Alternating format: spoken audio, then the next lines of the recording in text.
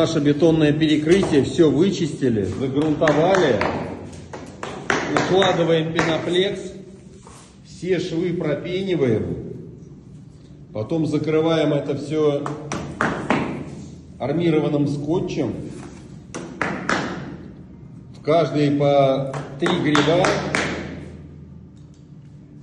крепежных, а потом будет еще второй слой.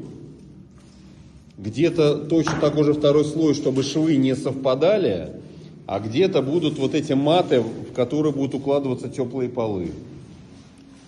Вот у нас канализация вот здесь.